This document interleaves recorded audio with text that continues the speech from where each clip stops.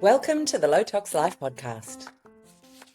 And our job now is to raise your rod, raise your consciousness. That line, well, we'll see. We should slap ourselves across the face anytime we hear that. And anytime we hear a friend, well, we'll see. I mean, it's such a line of disempowerment. It will be what we make it. But the storm is here. The storm is here. Hello, I'm Alex, your host, and I'm thrilled to have Marianne Williamson joining me on the show today. 16 books, 4 of which are New York Times bestsellers. She has also run for president, and we talk about spiritual fitness today on the show. I'm super excited. In fact, I'm pretty sure I was the first one to book a ticket when I found out Marianne was coming to Australia on a tour next year. So for the Aussie listeners, I will also put those dates in the show notes in case you have trouble finding it. When we come together, we see each other's humanity. If you follow me on Instagram at LowToxLife, you'll know that in stories I jump on sometimes and share conversations I have with people who think quite differently to me. And I think it's genuinely important for us to reach out to people who we don't quite agree with at this particular point in time to prevent us creating further chasms and increased lack of understanding from where other people come from. And given Marianne speaks from spirituality over ideology, from political context versus ideology, I really felt like she was one of the most important people we could speak to at this time for anyone who's worried and doesn't really know how to move forward. So I'm just going to pass to our wonderful show sponsors that help us put this show on for you every week and give you a little red hot deal, one of which is international this month. And then we're going to jump into this amazing conversation with Marianne. Enjoy. All of October, you have 15% off at Block Blue Light, and this is an international offer. Your code is LowToxLife, and you can head to blockbluelight.com. They help you keep blue light out of your evenings, keep you from experiencing computer blue light strain during the day, and have a bunch of lighting options, mask options for sleeping to keep that light junk out overnight and allow you to get deep rest, as well as super high quality red light panels, which the research shows us helps for tissue, joint, muscle, bone repair through to mitochondrial support, energy, inflammation, and even hair stimulation and skin support for things like eczema, acne, psoriasis, dermatitis, also rosacea. Enjoy that 15% off with code LowToxLife for October. It's an international offer. Let's head to the show. Marianne, hello. Oh, hi. Thank you so much for having me. I am thrilled to be speaking with you today and to bring a little piece of your awesomeness to our wonderful audience around the world. How are you feeling right now in this moment? Well, in this moment, I feel peaceful and calm and happy to be speaking with you. As an American, we're really in the midst of quite a storm. But part of the art of endurance and the intention to transform things has to do with taking care of your own nervous system, making of yourself a vessel that can handle the moment. And if you yourself are too all the time, then you're not really of much good, which is one of the reasons I was attracted to the work that you do. We have to clear ourselves out for this moment. We have to see ourselves as kind of spiritual political athletes because... And I just share something there in that very thing. I remember when I started Low Tox Life, it was a lovely, innocent young mum project to say, hey, there's PFAS in our tooth floss. Like, is there something else we can use? And, hey, there's all this crap in these store-bought muffins. Is there something we could do to feel more confident cooking at home? And part of me yearns for just going back to talking about those simple swaps that we can make around our homes. But the other part of me, raising a kid in 2025 who's now 16, buys him books about how the manosphere explodes so that he can protect himself from cult thinking and cult brainwashing. That to me is still low tox. Oh, absolutely. It's a whole different level of toxicity. Yeah, the term has broadened. Psychological toxicity, spiritual toxicity, emotional toxicity is every bit as damaging as biological, physical toxicity. And they are related. Because I do think, and I do think the things that you were talking about before are a part of what went wrong, actually. Yes.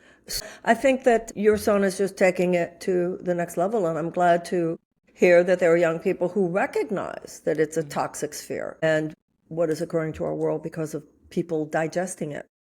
And so how do we build spiritual political resilience in a time like this? Because First, it feels like sometimes it's impossible to have agency when we have this ability to be across how much isn't right, how much is out of kilter. And then, I know a lot of people are feeling weak in that moment because they feel paralyzed by how much doesn't feel right.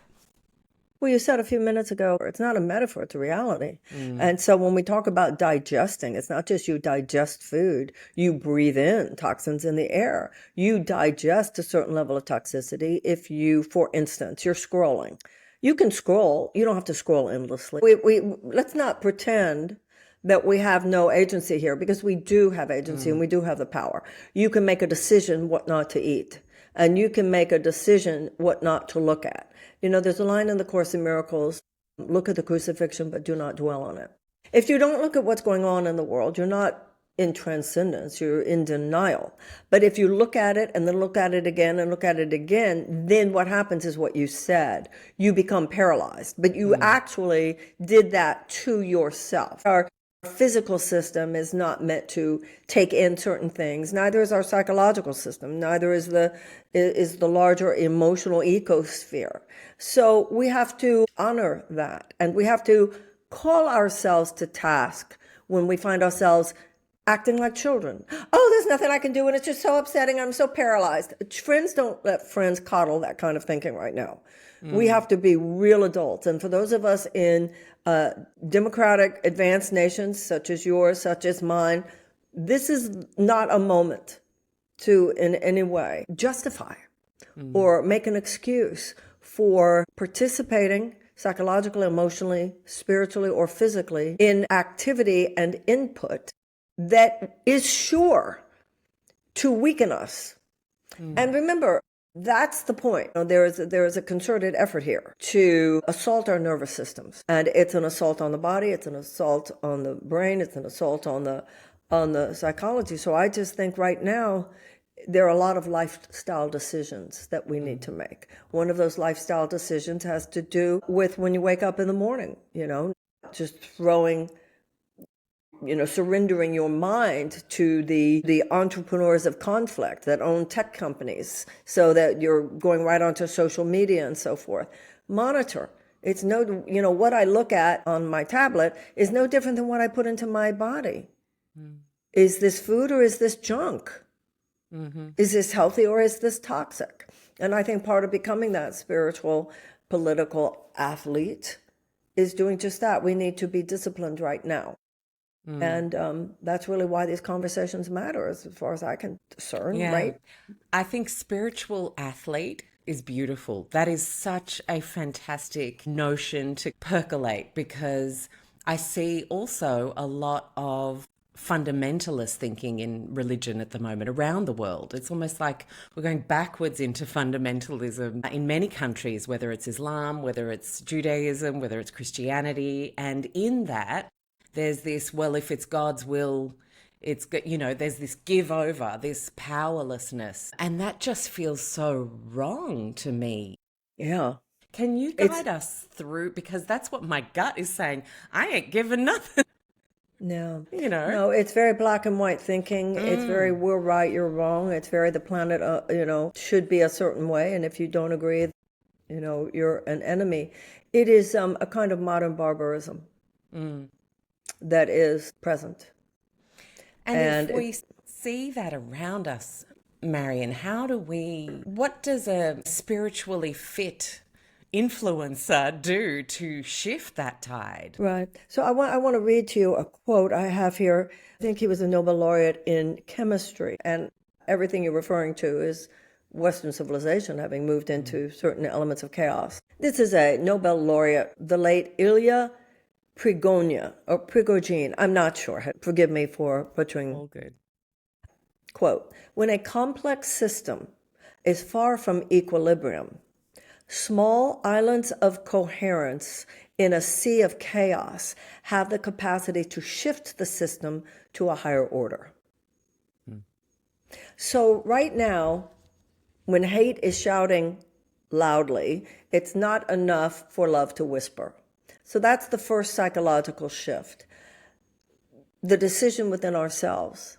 I will participate in the solution. Like they say in AA, get into the solution. One of the problems we have is that we have been trained to think, oh no, Parliament will handle it. Oh no, Congress will handle it. Oh, the Prime Minister will handle it, or the President will handle it, or the high courts will handle it.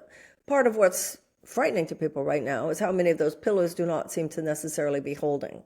And in a free society, I love the line in AA, every problem comes bearing its own solution. Or the quote from George Eliot, it's never too late to be who you might have been. We allowed ourselves to surrender our best thinking. We allowed ourselves to farm out, basically, our critical thought processes. Somebody else will handle those things. Well, in a free society, what we're learning is that's part of the thinking that got us here. So it begins with a psychological intention. I will participate.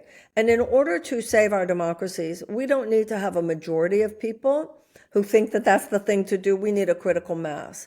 And it's not along the horizontal so much as it's along the vertical of the level of intent. The Course in Miracles says that miracles arise from conviction.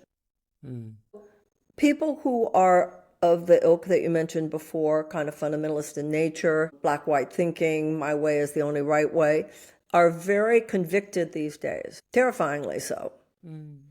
We need to be as convicted that we are here to protect, preserve, and expand values of individual freedom, individual liberty, based on human values, democratic values, mercy, forgiveness, love, and justice. We are as committed to those. And the Course in Miracles says love casts out fear the same way light casts out darkness.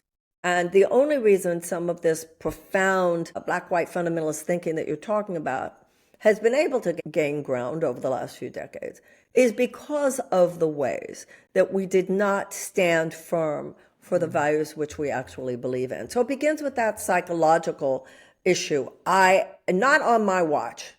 Yeah. Not on my watch. And a lot of people are saying, I'll get there once I see how we do it. No. Once you commit to doing it, the how then reveals itself. So enough of us to say, this is no joke.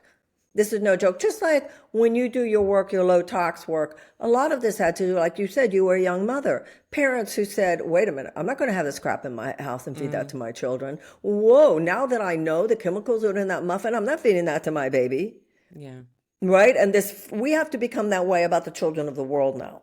We have to become that way about our countries. That will not happen on my watch. And once you say that, it attracts into your experience the information, the contacts, the relationships, the vectors of possibility that exponentially increase the possibility of your own effectiveness. That's the psychological, that you make a commitment. Oh, I'm here for this.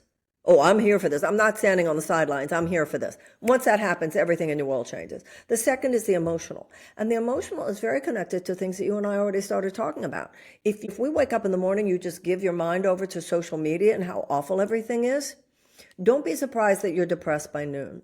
And the emotional, of course, is very tied into the spiritual, because it's when every religious and spiritual tradition that I've ever read about talks about the power of the morning and how important it is, right? That meditation, prayer, reflectiveness, that really taking care, this is your vessel here, this is your nervous system here, and you need to strengthen it. And that's what meditation, prayer, yoga, etc. does. And then next, watch what you eat for breakfast in all the world, but it's got to be integrative. It's a whole new holistic integrative political model.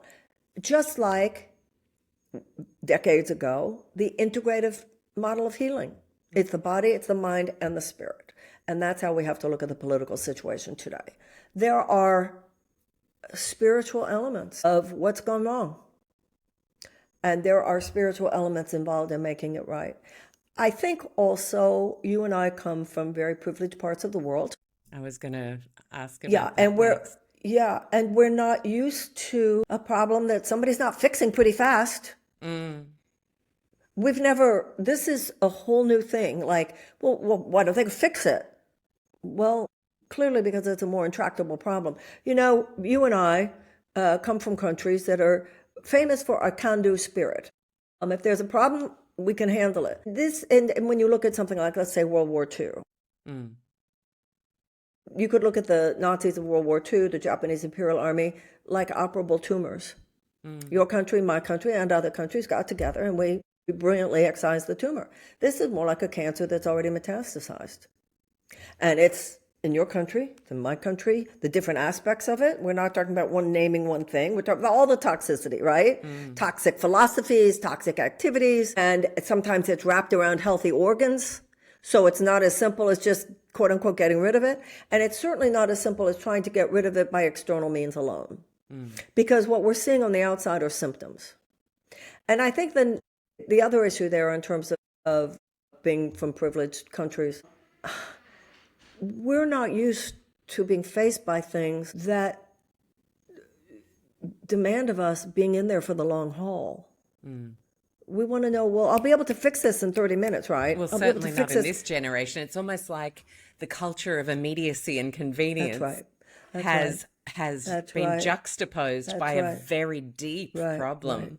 And it scares us. We don't know how to reconcile that. Yeah. So we have to look at it like a storm, and you're going to have to hunker down. And it's going to be a few hours. Now, on a spiritual level, I'm fascinated. You know, I think so much of what we think of as the normal tools for healing problems, which have to do with external means of government, police, and so forth. I think so much information is available to us in myth and spirituality, religious great scriptural stories. One of the things that fascinates me is the story of what happened with the Israelites when Moses led them out of Egypt and they made it to the Red Sea. About the time that they made it to the Red Sea, the Pharaoh decided that he wanted his slaves back. So he sent his soldiers to get them and said they will either come back to be enslaved people or you were to kill them. So talk about between a rock and a hard place. If the Israelites went forward, they would drown. If they went back, they would be enslaved again. Now, we all know the story. God parted the Red Sea. But it's deeper than that. God did not part the Red Sea immediately. And I'd like to remind you here that scientists, oceanographers now have explained that this phenomenon of a kind of horizontal tornado does exist. This idea of a tunnel in the ocean that goes, actually, it's a phenomenon that exists. So how did it happen? God told Moses, raise your rod, take your hand with your rod, put it over the water. So there are several things there. First of all, God enrolled Moses in the process. We're all having to find our inner Moses. This is not about one person or two people or 100 people doing this. This is a collective zeitgeist. And God has instruction here. Lift your rod. Lift your rod means your consciousness. Hold your consciousness high. Right? Secondly, put your hand over the water. Your water is your own subconscious mind. Get yourself together. The Course in Miracles says you achieve so little because you have an undisciplined mind. And then he was told to walk into the water all the way up to here. Have faith. So that was, he was telling Moses, become the person I can work through. Now, even after that, and this is interesting to me, because in the Bible it says it was a stormy night, hours of storm. Well, when I read the article about this phenomenon, it is preceded by about 5 hours of storm. I just remember when all the tsunamis occurred, I'm sure you're very aware of this in Australia, that the waves go backwards first, right? Yeah. And there, so same here in this phenomenon, it is preceded by storms. So we're in the storm. That doesn't mean the escape route is not being created, but we're in the storm. And our job now is to raise your rod, raise your consciousness. Yeah, it's not to just wait and see. No, you can't. No, that line, well, we'll see. We should slap ourselves across the face anytime we hear that. And anytime we hear a friend, well, we'll see. I mean, it's such a line of disempowerment. It will be what we make it. But the storm is here. Our major partner, Oz Climate, is an Australian offer and they give you 10% off with the code LOWTOXLIFE all year round. A question I get asked often is, Do I need a dehumidifier, an air filter, or both? And the thing to remember is an air purification helps reduce the toxic burden of your indoor air across all types of things, from pollens, dust mite, mold, VOCs from building materials. It reduces the level of toxins in your indoor air.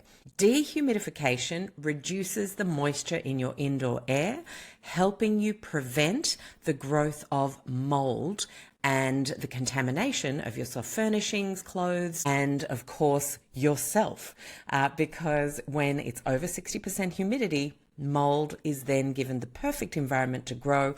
All it needs is dust particles or any kind of soft furnishing that it can grab onto, and it will literally start its job of multiplying and decomposing things.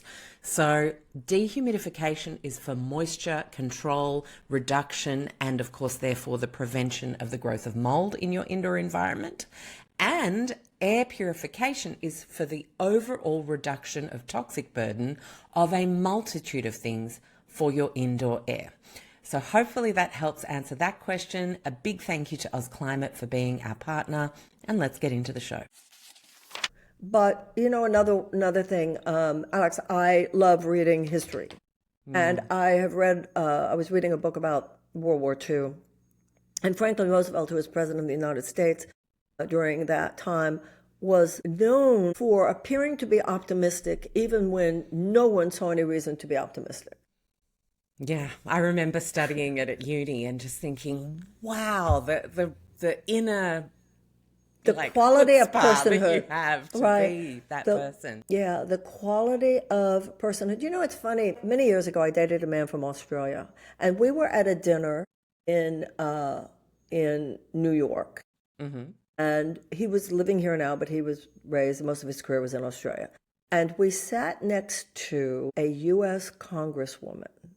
And I was thinking in my head, oh, he's going to feel like he just has nothing in common with these people. And I went to the ladies' room at one point. I came back and they were so involved. Both of them were real students of what happened in Australia during World War II. I mean, it's just endless information and endless inspiration, if we allow it to be, for how other generations stood up at really a time more similar to this than we like to think. Yeah. And I always come back to history because history teaches us so much. I think applied history is the art we need right now to... How did other human beings handle this? And they did not wimp out. No. Our ancestors did not wimp out when their freedom was threatened, and we can't either. So, Marianne, I want to ask you a question about freedom and choice, because I think these two words have probably polarized people more than any other word over the last 5 years, but more, in the last couple of decades as well. But certainly social media has sent us on a bit of a, you are very much on complete opposite sides of the think tank now, and freedom means this to you, and it means this to you, and choice means this to you, and it means this to you. I'm thinking big topics like abortion, vaccination, and I feel like that polarization and then the subsequent coding of every other political issue on either side has now complexified things even more, because it feels very hard for people to come together. Not me. I'm always dancing in the middle and going, yeah, I totally see where you're coming from, and I completely appreciate that would be tough for you, and how could we find the overlap? But most people, without political and historical context, or without spirituality, and maybe they've only got dogma, feel like they're way too far apart to come together and meet this moment. Well, I think that the responsibility of citizenship is exactly what you said. Yeah, I hear that. Yeah, I hear that. There are high-minded conservative principles, there are high-minded liberal principles. And at our best, we're both. Because at our best, they play a kind of yin and yang relationship to one another. Yeah. The problem is that the polarization is created by such contempt, a priori contempt, towards anyone who might have anything to say that isn't what we're already thinking. That's the level of psychological and personal immaturity that has set in. We're not teaching our children how to debate with respect and to disagree with respect. And that probably starts at the home. The way I hear some parents allowing their kids to talk to them. It's like, you have to teach a kid. I think one of the greatest gifts you can give your children is to teach them manners. Yeah. Oh, preach. Yeah, and I think we have raised generations that thought, oh, you opened your mouth, you're so wise and fantastic. Well, you open your mouth and you're wise and fantastic if you were polite and considerate. And what you described was the essence of nonviolent communication. Because when you really, really listen to the majority of people, not all, I mean, there are fringers who, no matter what, but the majority of people want to live decent lives, be decent people, and basically allow other people to have the life that they want to. The majority of people. Certainly the majority of people in democracies such as ours. That's why protecting freedom matters, because the fundamentalists that you talked about really don't want people to have that. I mean, the Christian nationalists here, the Islamists, no, we want this religion to be in charge. The corporatists, the tech. Yeah, well, the tech bros these days, yes, there's some of that, but I don't see I like them. what you said about an entrepreneur of conflict, because that's what they are. Yeah, who was it that I heard use that expression? It's a good expression. Yeah, I didn't come up with that. Who was it? I heard someone. I can't remember who I heard say it, but yeah, it wasn't me, but it was like, that's exactly what they are. People who are making a lot of money off this kind of sensationalism. I remember reading a book years ago by Matt Taibbi called Hate Inc. And it was talking about how a man named Roger Ailes. And you probably know, so, like, thank you, Rupert Murdoch. Thank you, some of the Australians who have come over. And sorry about him. Yeah, he's an example of an entrepreneur of conflict. No, he absolutely is, because there are people who discovered that sensationalism and hate sells. Yeah.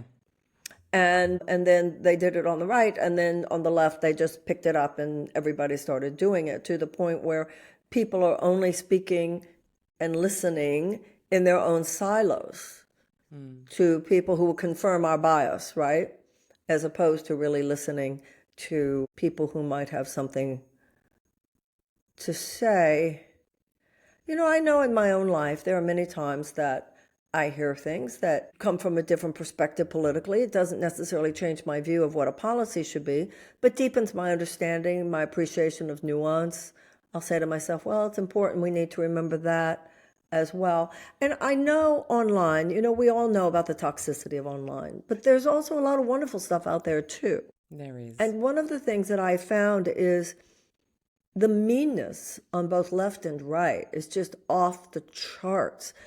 But when you do find someone, I had an experience last night actually, where people were disagreeing with me, but there was respect. And so I could answer back, and I think it's sometimes fascinating when you're having a conversation with a total stranger. You don't know their name. They don't know yours. Well, in my case, most of those people in your case.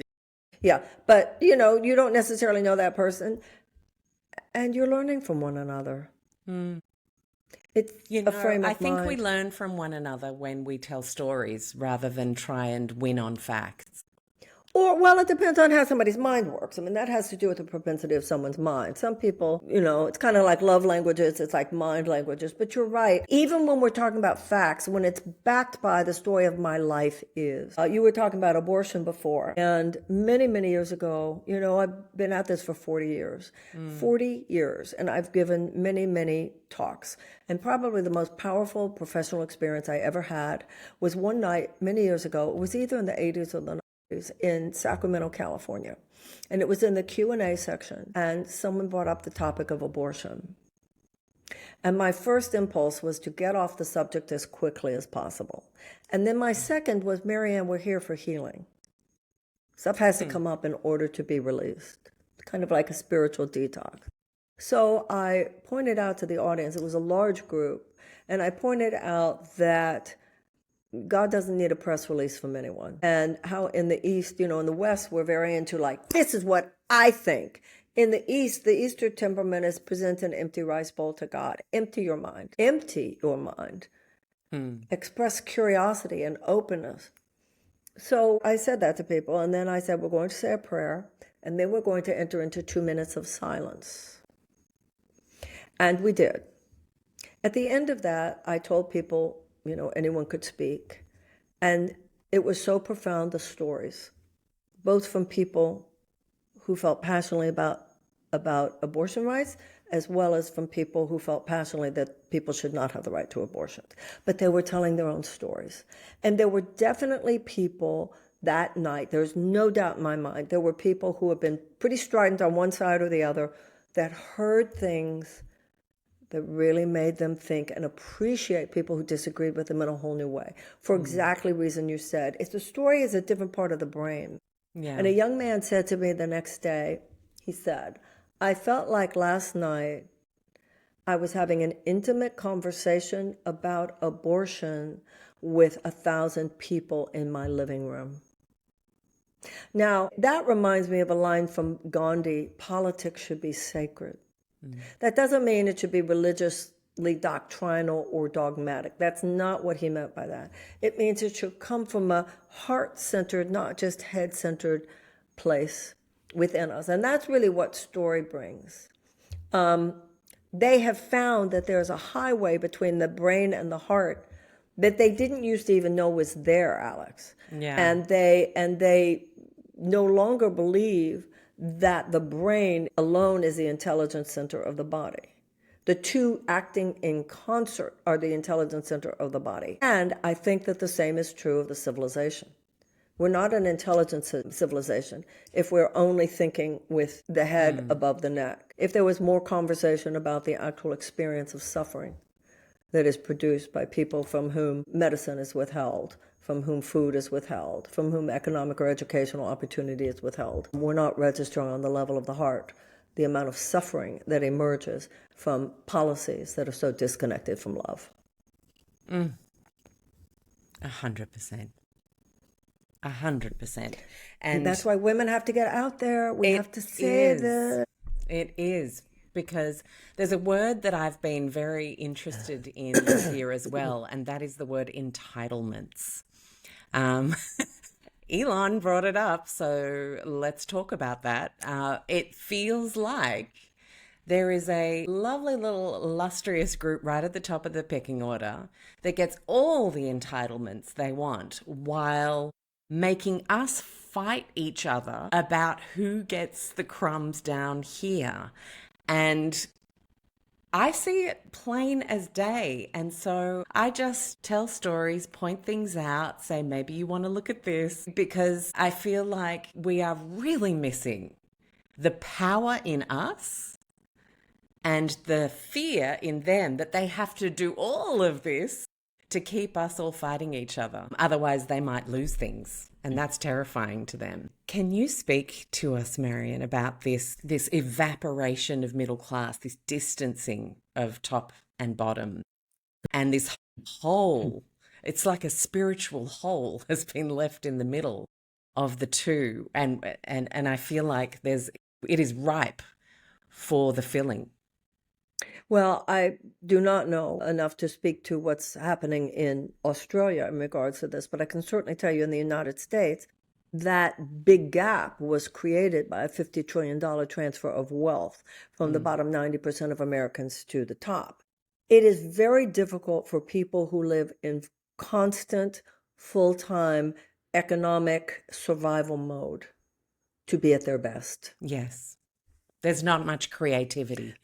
Well, you don't, at a certain point, you lose the bandwidth, you're in despair, you can't get your kids what they want, you can't feed your kids the way you want. And at a certain point, it just distorts your personality. I mean, it's easy to be generous when money is not so difficult. It's easy to be kind. You know what I'm saying? And that's not to say that people are not to be held accountable for their behavior, because we are. But the responsibility of society is to create a situation where as many people as possible have the opportunity to live a dignified life. The entitlement has been on the part of people who at least in my country, I can't speak to what's happening in your country. We are America light in this regard. Okay. Yeah. There's a strata of people, and I'm not talking about wealthy. I mean, listen, wealth creation is a good thing. But no, from a perspective of what is righteous, you don't want to create wealth at the expense of other people having a shot at it. That's the point. You want everybody who works hard enough, who applies themselves, and that's one of the reasons you make education available, much more so in your country than in mine. That's one of the reasons you make healthcare available, much more in your country than in mine, so people can thrive. Right? And then everybody, so that society can guarantee itself that to the best of our ability, we're creating a context in which it is reasonable to assume that anybody who works hard enough can make it. That's the goal. So what has happened over the last few decades is that a small strata of society, without any of the old-fashioned sense of noblesse oblige, without any sense that we have a responsibility, have just hoarded this huge sucking of resources sucked up. And at least in the United States, the narrative was created that this was good because these people receiving all this money would become job creators. And then all the money would trickle down to everyone else and it would lift all boats. Well, their main business model, in too many cases, was not job creation, but job elimination. And so not only did it not lift all boats, it left millions of people without boats, without even life vests. And at this point, it's something you said a couple minutes ago. And it was just an interesting observation about you, because you said so many wise things. And then when you got to that point, you said, what I just say to people, maybe you'd want to think about that. You're telling me I'm playing small, Marianne. In that moment, you were. Right. Thank you for calling that out. I'm going to review the tape. Well, it was very nice. I everybody's ego. It. You and I are different. Different. When I'm in major ego mode, I'm like, nobody can miss it. When you're in ego mode, you're so charming and nice that people might.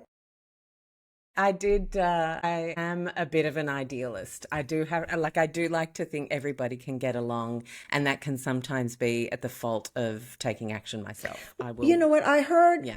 The American actor Matthew McConaughey. I saw him loved his book. Yeah. Yeah, and he said something in that book that's very profound.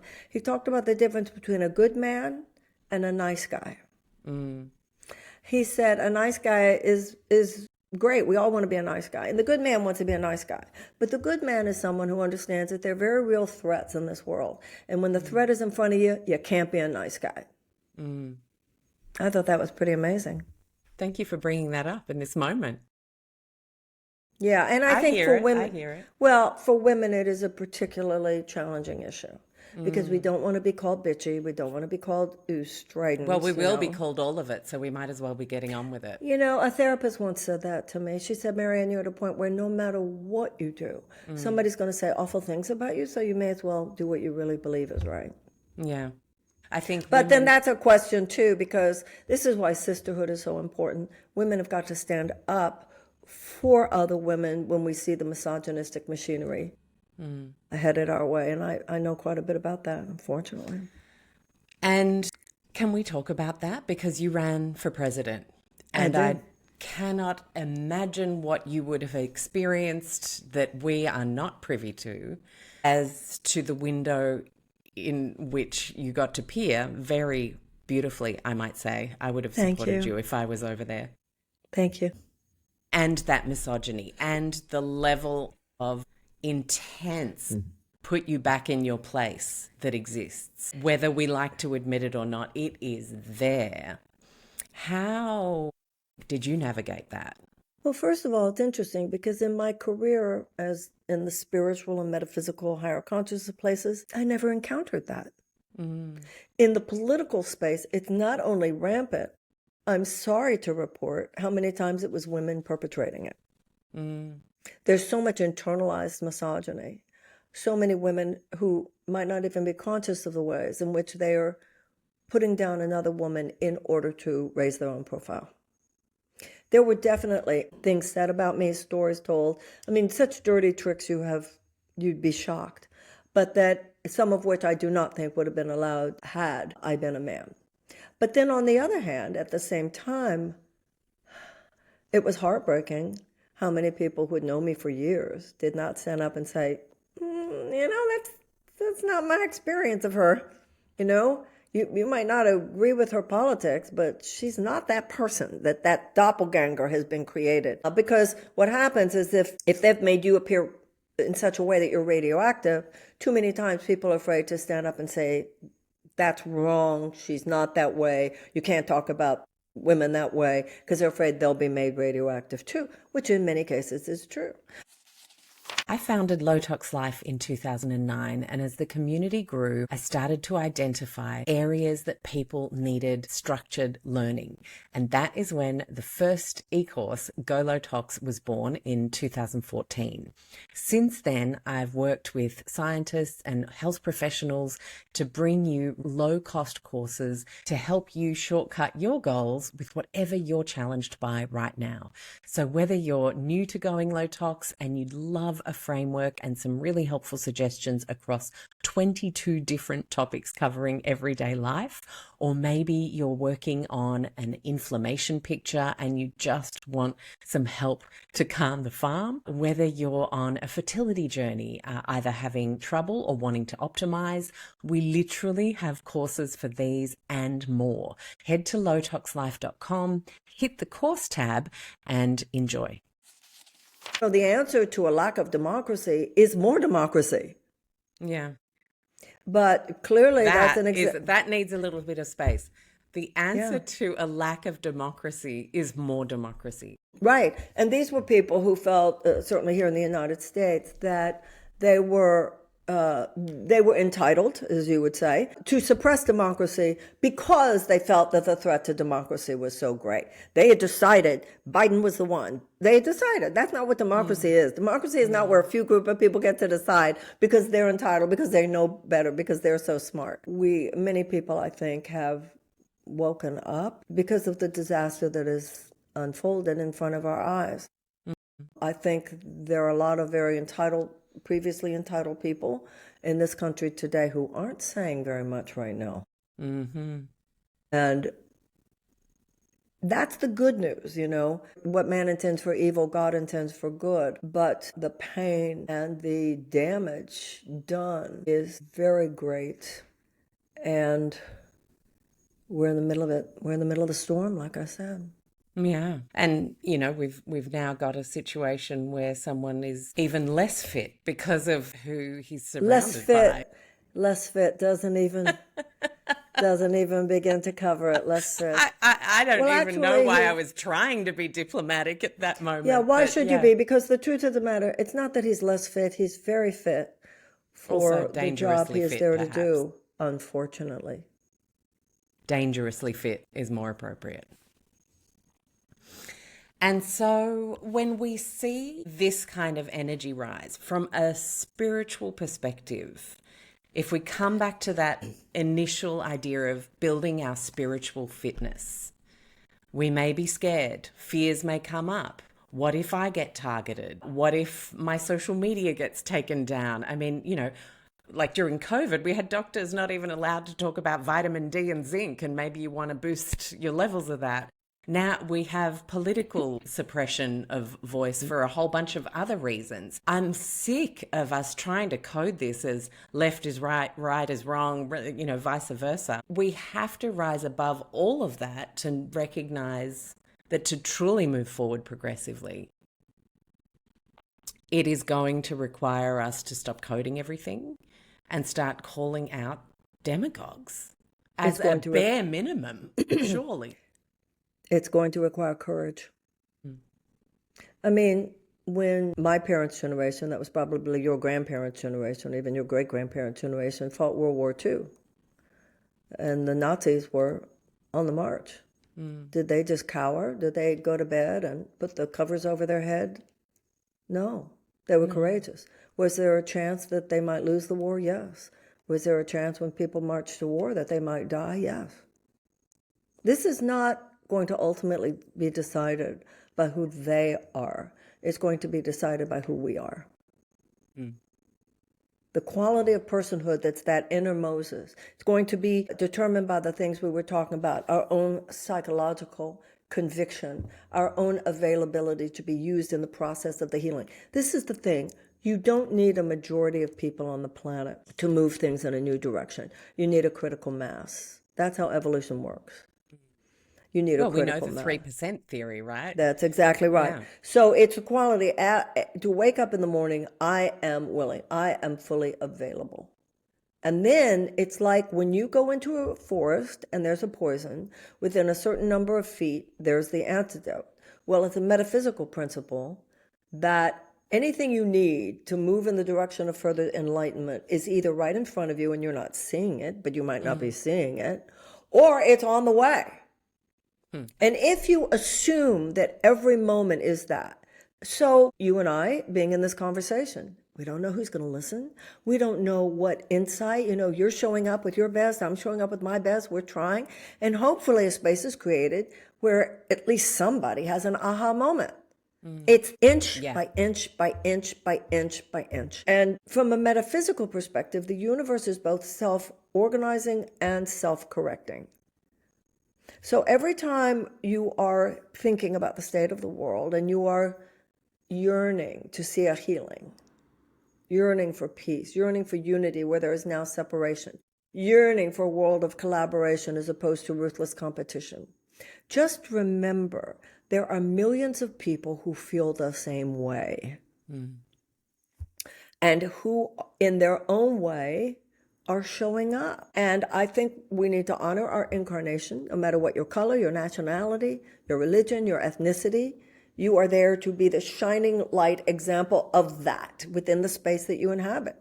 So number one, you get over the thought that somebody else is going to handle it, but also you get over the thought that I should be doing something different in this moment and somehow that would be it. It's whatever you're doing in this moment to be showing up. If it's in a conversation with one person, where you exert some level of moral persuasion, like you were talking about with the sort of nonviolent communication, or if it's in our own lives, like when Moses had to raise his head, his rod high.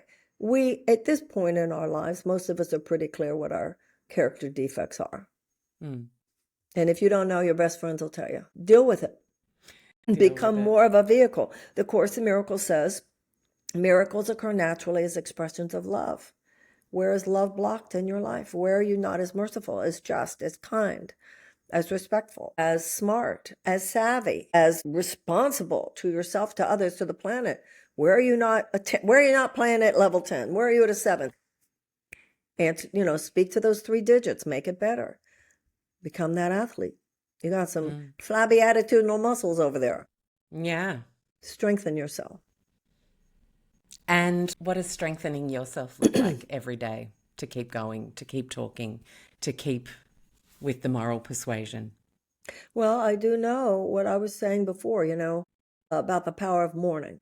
When I practice what I preach, my life works well. These are objective, discernible laws. You either do it or you don't. So to me, mourning is extremely important. For me, as a Course in Miracles student, that workbook of the Course in Miracles, taking the time to gather. I was thinking a lot last night, just what does it mean to say I'm going to love everybody? Before I went to bed last night, I was saying that, just love everybody. We're used to saying I'm going to love this person, but not that person. Yeah. That doesn't mean like everybody. Martin Luther King said, God didn't have to like my enemies, it just said I have to love them. And yeah. just Well, I remember when I first found out about Martin Luther King, I was 16 and I painted a Prejudice is Ignorance mural like on bricks and everything. And I put it in my bedroom because I just felt like I had finally learnt something true. Like it was a real moment in my little white girl bubble, in my little Catholic school, in my little, pocket of a very happy corner of the world.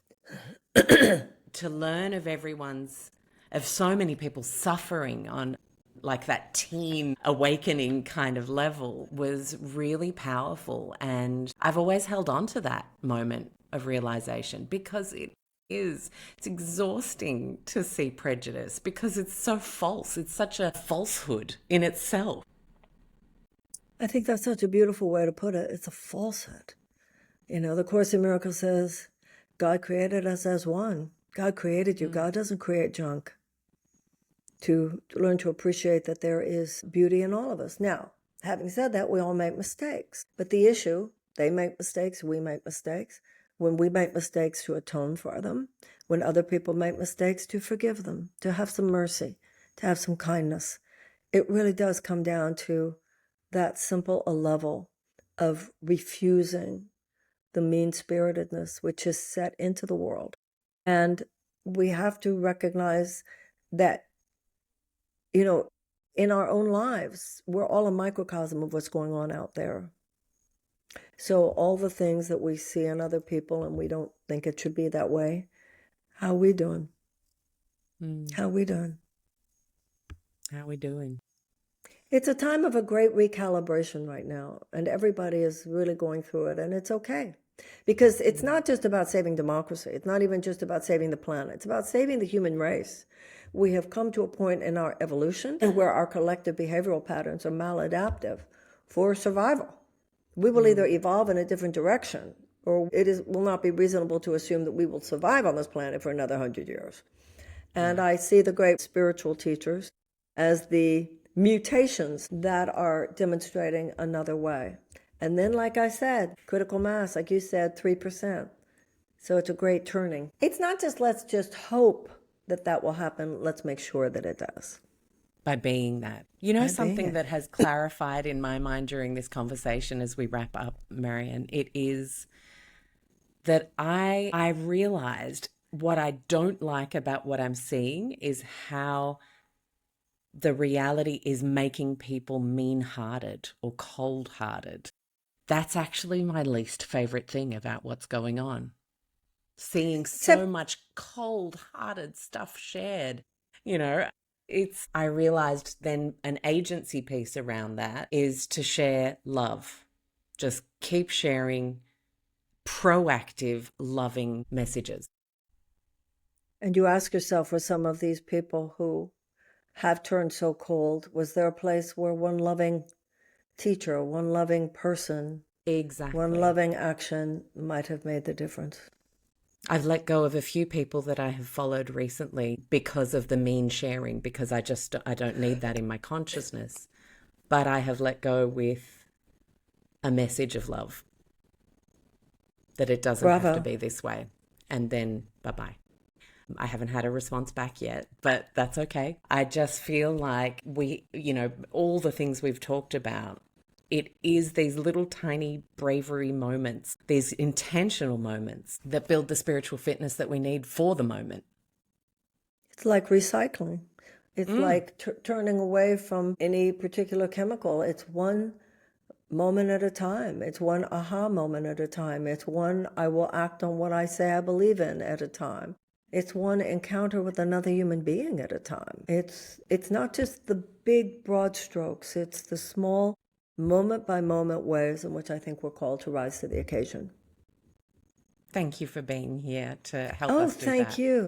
It was just delightful to speak with you. Thank you. And I hope I get to meet you in person in Australia. Yes, you absolutely will. I will be there. I'm sure many people in the Low Tox community will. And we can't wait to host you in our gorgeous country. Thank you so much. All my love, all my best. Thank you. Thanks, Marianne. Thank you for joining us in listening to this week's show. If you're not already subscribed or following the show on whatever platform you listened, please do that now. It helps enormously in terms of getting this show out to more people. Another way you can connect and support the work we do so that we can support you in your low tox life is join us in the Low Tox Club. You'll get access to amazing member masterclasses where we invite some of our best show guests for a live Q&A with members. You also have great shopping discounts from Low Tox businesses and, honestly, the nicest Low Tox community Facebook group that exists on the internet. I do hope you join us there. It costs just the price of a coffee a month on average. Head to lowtoxlife.com, hit the Explore tab, and Low Tox Club is the first option there. Thank you so much for listening, and we'll see you next week.